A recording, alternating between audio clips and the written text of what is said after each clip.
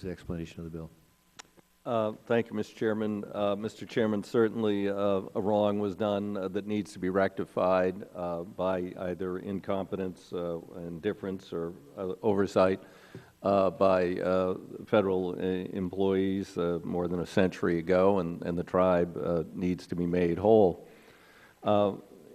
There are a couple of concerns that we have with this bill. I have a long history on this committee. When I was either a freshman or a sophomore, then Mo Udall, legendary chairman, was promoting a land exchange in Arizona.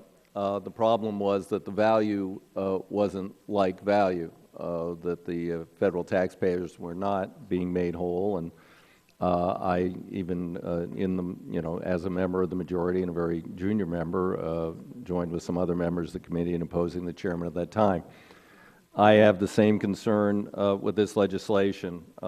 Whether or not the parcels being exchanged by the federal government in order to rectify the wrong the federal government did to the tribe to a private entity, Great Northern Properties, are of like value is not determined. There has been no assessed value done on those properties, and that is an overwhelming concern for me, and I can't see that we should go forward with an exchange of properties of unknown, unassessed value in order to rectify the problem with the 5,000 acres of subsurface rights that the tribe is entitled to. It could far exceed that value, or who knows, maybe it's less. But in any case, we don't know, and that's not a proper way to go forward with an exchange of federal lands.